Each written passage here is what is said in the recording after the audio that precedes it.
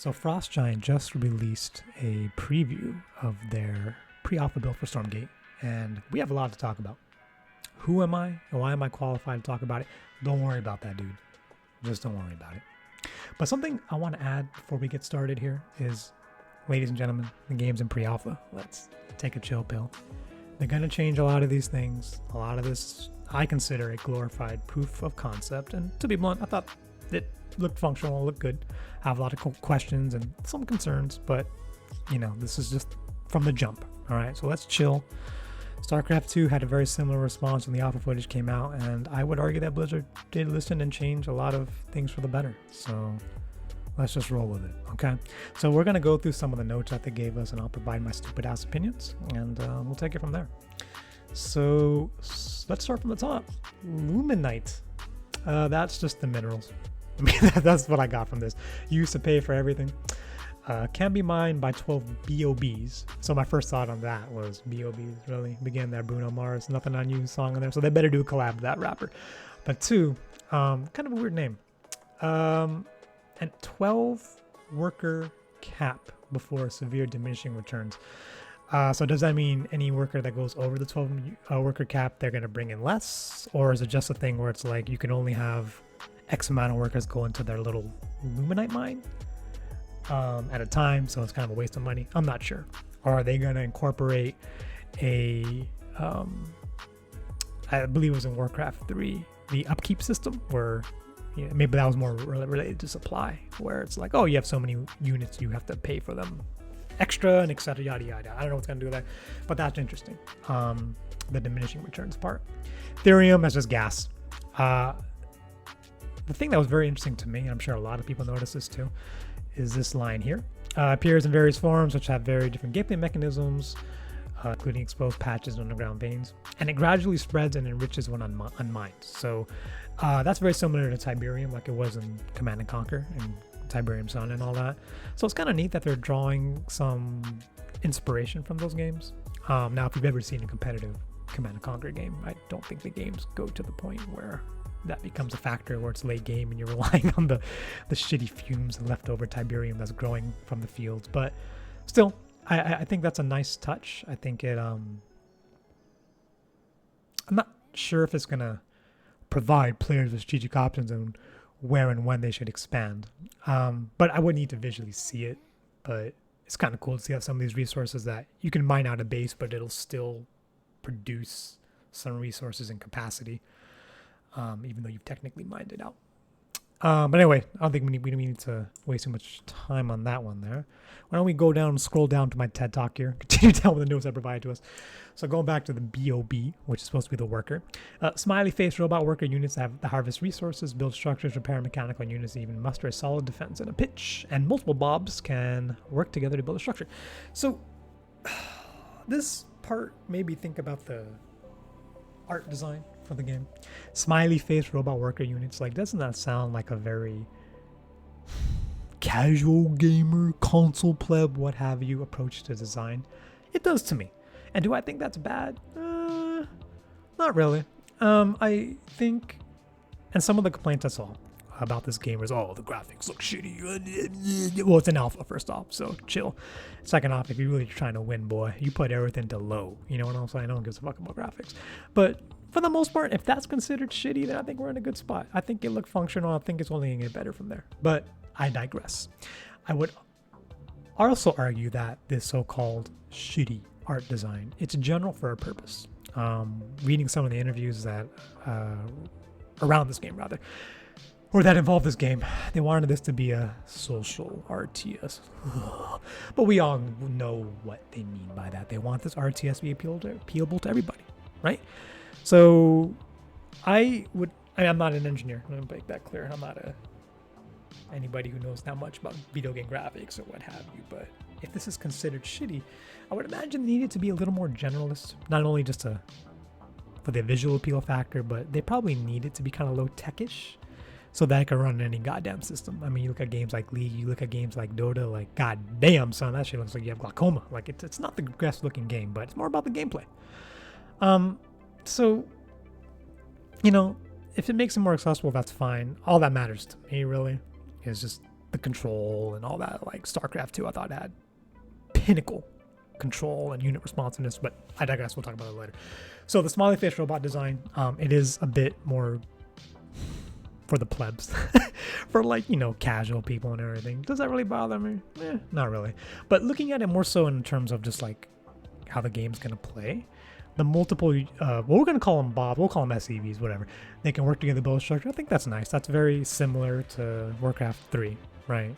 When the peasants can, the console peasants can get together and build a structure faster. But the thing I noticed was in the little demo that they did, unlike Terrans, which is the master race, you know, the SCV would be around when he's building a structure. They would be flying around the structure and he'd be picked off and whatnot. It doesn't seem like that's the thing anymore. It looks like he literally just goes to the structure. You can't attack it. So that's kind of nice. And I think that kind of changes harassment options against the resistance, human units, whatever they're calling them. Other things I noticed is that they can muster a solid defense in a pinch. I don't know if that's just pulling the boys and running it in defense. I hope they are not, or any of the workers, not offensive workhorses or anything like that, because now you're just opening more doors to like all-ins and all that kind of stuff, which it sounds like they're not too keen on, because they wanted to reduce the lethality that was present in StarCraft 2.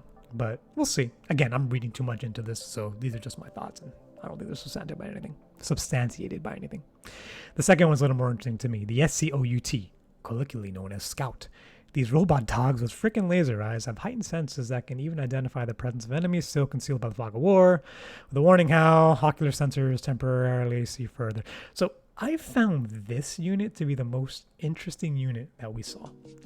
Because I feel like Jesus, any RTS, maybe with the exception of Dawn of War, which is also a fantastic RTS, like your initial scouting is always kind of weird. Like in general, you're sending your worker to do that work, right? Obviously Zerg with the Overlords, and then Terrans are usually running in a Reaper, and don't get me started on that unit. And I mean, how many identity crises have the unit got in, man? I remember in beta, man, Jesus Christ, very back in the day when they had the little jump pack, you can like just proxy Reaper, and you would, especially against Protoss, and you would run 3 in real quick, and you go pick off their pylons because you're doing 30 damage per grenade. Like, it was just a fucking mess. So shout outs to any Protoss players that had to deal with that during the beta ladder. I am so sorry, but it's a feature, not a bug. But I digress. So it's kind of neat that it looks like they have a dedicated scout unit.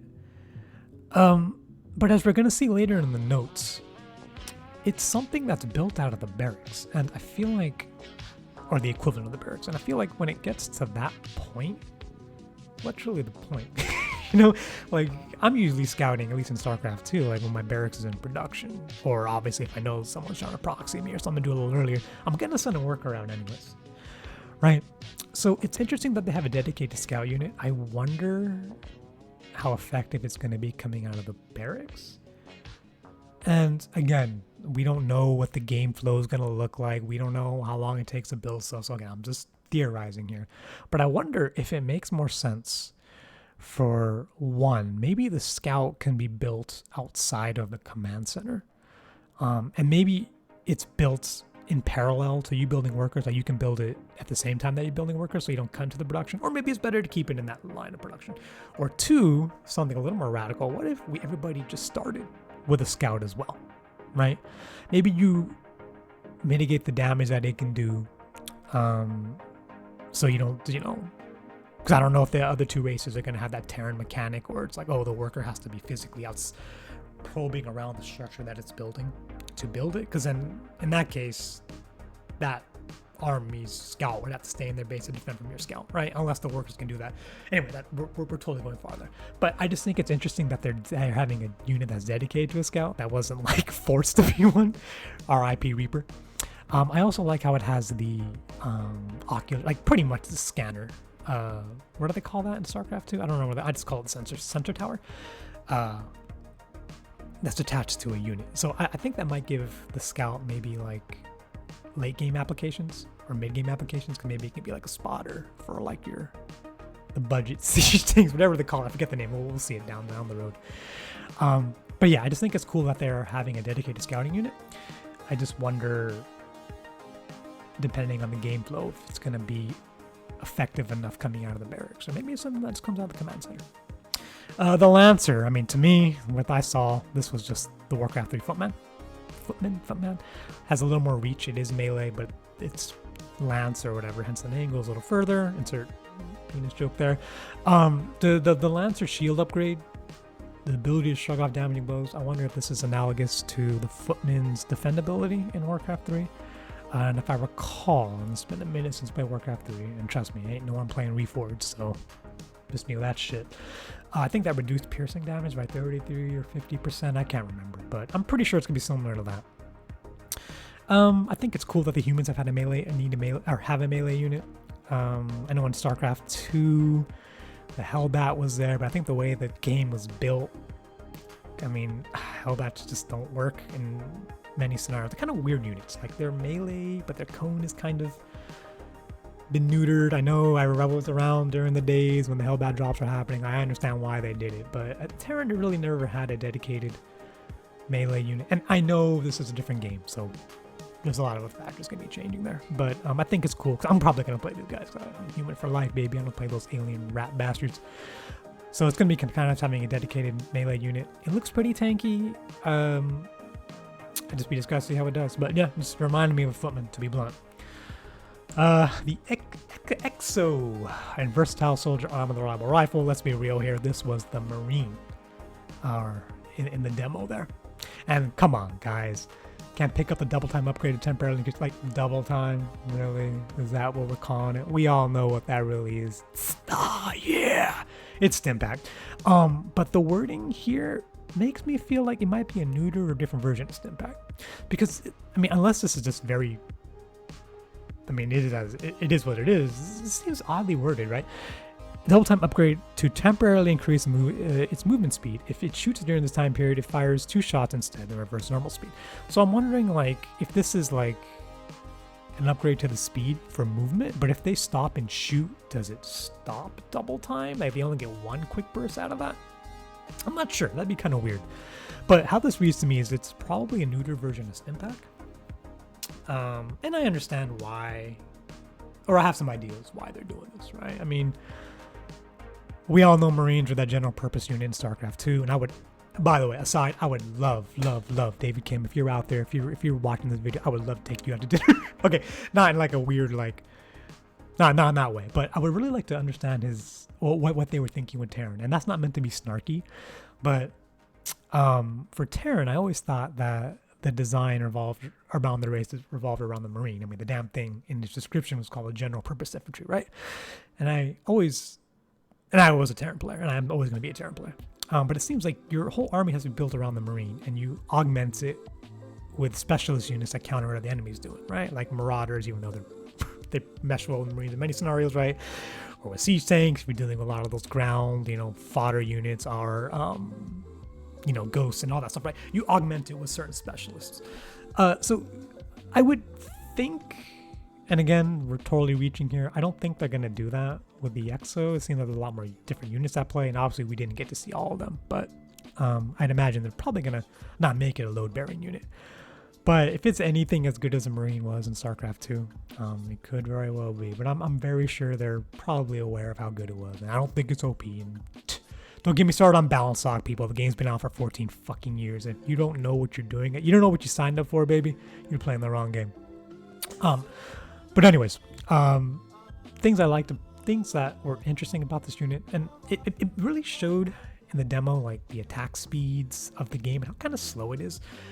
Especially that video or that clip where it showed the Exos stutter stepping away from the little doggos, which I think were the scouts actually, and they get totally massacred.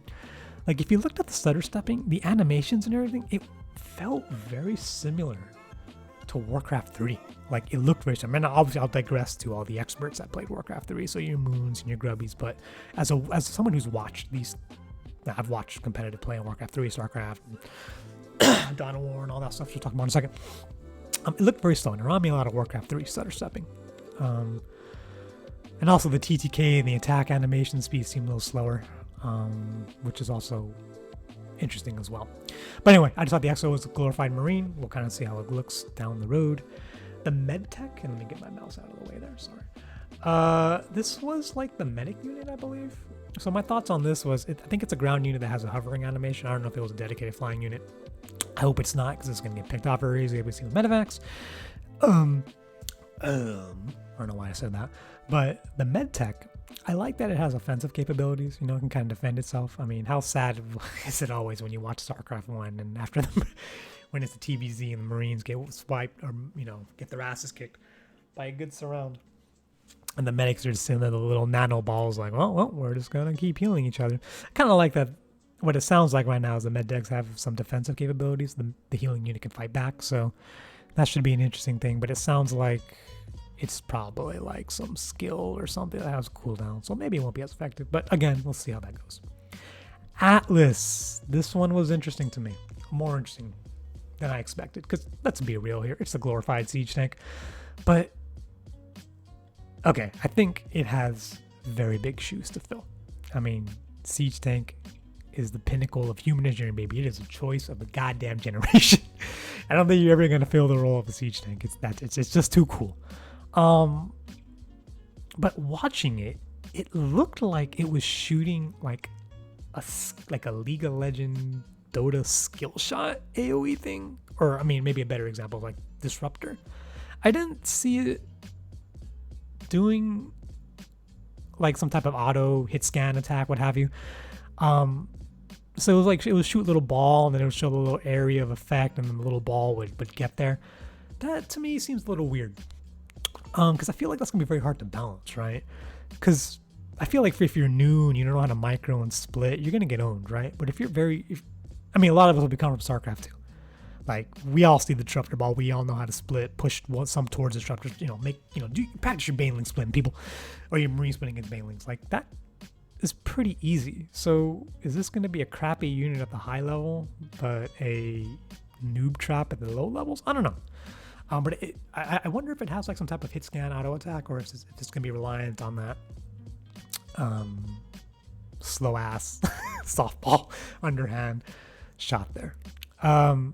But I'm all for it, though. I like this design of the siege tank. That was one of my favorite units as a Terran player and a long-time RTS person. So I think it'll be a good unit once they balance it, obviously. The design of it and how it looks, I mean, it looked like some, like, turbo scarab or something. I mean, I wasn't too big on that, but I don't think you're ever going to top the siege tank. The evac transport, dropship. But the fun thing that they did, and I commented on this in Reddit, it can pick up the deployed Atlas. So we saw this before, people. We saw this in the very early days of League of Legends, of Legacy of the Void. So that should be very fun. I actually really enjoyed doing that. I mean, it was pretty unbalanced, actually, and I'll be completely blunt. I wasn't watching a lot of professional StarCraft play in the first year of Legacy of the Void. I was just playing the games. I don't know how often that was being used in the high level. But I remember taking advantage of it in ladder, and I was playing at a master's level. That's not a flex. I'm just telling you where I was at. And when I was playing a lot of TVT, a lot of people were just using that, and picking up the siege tanks and moving around, which was fine with me, because at the time when I was playing that, I was just making more Vikings than anything. And I'm like, okay, go ahead and pick up your siege tanks, baby. I'm shooting those down my Vikings. So it just made it easier for me. But I think in high micro-intensive battles and all that could be very useful. And it seems like the time to kill and all in this game seems to be a little slower. So it'll probably have more applications to be more effective there. But yeah, evac just looks like a normal transport. What else? Vulcan. This mech has a Gatling gun that spins up to deal increased damage. Jump jets allow you to do reposition and stun any enemies in its way. And clear out trees. So there's a lot to unload there. One that can fly around. And not like your Reapers like jumping over. I mean, what it look like. It's not like a Reaper just going over hills and everything. It reminded me more of Dawn of War 2, I believe, which is the Warhammer RTS games where I think the assault squad guys would jump at enemies and they would knock them out of the way or do this little like AoE ground thing that stuns people. So it reminded me a lot of Dawn of War. So kudos to them kind of drawing some inspiration from that. Or even more analogous if we can go back to Warcraft 3 and the Mountain King or whatever his name is, the little dwarf hero, when he would do his little for Cosmodon or whatever, and he would jump at you and like stun your people or something like that. I can't remember if that was him or that might have been a UMS. But anyway, I do like that they're drawing some inspiration from that. And also stunning enemies, that's also very interesting. That's another Warcraft 3 carryover. And also there's creeps as well, right? Which is another Warcraft 3 gear, which is cool. I like how they're kind of meshing all these different RTS elements and etc. Clearing out trees is another Warcraft 3 thing. It's interesting to see if, I don't know if trees are going to be like a resource, or just some type of battlefield terrain that you got to clear out, but that's interesting. But the thing that really drew my attention was the second line there, that fat fire piercing rounds that can go through enemies. That's going to be interesting because if it can affect or target units, if it can affect your own units, right, then you have to set up a line of fire for it, which is another element of positioning that I think gets overlooked, right? We've dealt with splash damage, and when your units are in front of other units, I just presume that one of them kneels down in front of them when they're in front of another person so they don't get shot. But if you have to consider like line of sight and all that, that'll be another interesting mechanic to focus on when we're playing. But again, I don't think we saw that in play in the demo, so I don't know if that's a thing, but just a thought. The other thing I was thinking about is similar to like Dawn of War and Company Heroes. Is you had your MG squad. Yeah, you Dawn of War too. Yeah, no shit. When you would set up a unit, they have to set up a field of fire, so you have to reposition them to face a certain direction, kind of similar to the Liberator and etc. I wonder if that's going to be the case here. From my impression, just watching the unit, it looks like they kind of stop on their own, set up and fire a large burst, and then reload or whatever, and then you can reposition them. But it seems like there might be some interesting things you can do with this unit. But is there an analogous version of this in StarCraft 2? I don't know, frankly. If it is a positional kind of unit, I guess a Liberator sort of. But yeah, I'm all for mechs. I mean, Goliath, while it was kind of dookie in StarCraft 1, it was my favorite unit. So more mechs the better, baby. Keep them coming. And then we get down to the structures here. Command post, command center, produces mobs. Central command to access tier 2 and tier 3. So that was interesting because that, you're upgrading your command center to get more tiers. That's a thing that Dawn of War did. So that's another callback to Dawn of War. This overcharge ability on nearby mob units, temporarily diverting power to combat system, increasing their attack speed and armor. This is militia, or it sounds like it's militia from Warcraft 3. So I'm all for that. I like that stuff. I wonder if, excuse me, what the duration and effective range is going to be, because we saw some stuff in Warcraft 3 where people were using their militiamen to clear camps and all that, and yada yada yada. So I don't know how they're going to approach that here. I would imagine it might be more of a defensive thing, but we'll see. Habitat, and excuse me, because my throat is killing me talking so much. So I'm gonna drink some water here, right? Let's take a little break. Right, excuse me. So Habitat Supply Depot. My thoughts on this are StarCraft 2 did a pretty cool thing with their supply units, right, or structures, is they kind of gave them ulterior functions, like Terrans had the wall, right, Protoss you can warp in from them, and Zerg, I mean, it's always been a scout, but you can fill different roles too, where it becomes a dedicated detector, it's a transport. I mean, did that in StarCraft 1 as well. You can drop changeling, you can do all the things with it too. So I thought that was very cool, and I hope they do something like that, because if it's just a static supply building, it's kind of boring. Let's keep a little flavor to it. What could they do to it given what we've seen? I don't know. I'd have to see more of what the other races look like. I really like the supply depot wall thing. I think every race should have a wall to an extent, because my Protoss brothers, I feel you. That poor Zealot. He's just the damn door greeter, right? But yeah, we'll see what they do with that. But I hope they still give the supply building some type of race-based identity. Barracks produces tier 1, Scout, Lancer, Exo, and Medtech. Again, Barracks, whatever. I just wonder if the Scout should be there. Whether maybe it should be there or in the command center building. Mech Bay, that's your factory. Therium factory, or refinery, excuse me, that's just your Vespene gas refinery. But it looks like you don't build it on the resource itself. You build it next to it, very similar to the lumber mill in Warcraft 3. But yeah, I mean, that's kind of it. I don't know what to say there. Biokinetics lab, that's your engineering bay, it sounds like. Machine lab, that is your armory, and it has a conveyor belt. So I thought it was funny that they mentioned that specifically, because I'm like, can your units work out on it or something? Can you get the cardio up or something? Can you use the conveyor belts as like some type of trap to like push units back. I don't know. That seemed like a very weird thing to point out. I don't know if that's supposed to be cheeky, but that seemed kind of weird. But how I read that, that's likely like your armory or maybe your fusion core. I don't know, something like that. And sentry turret. It's about goddamn time, people.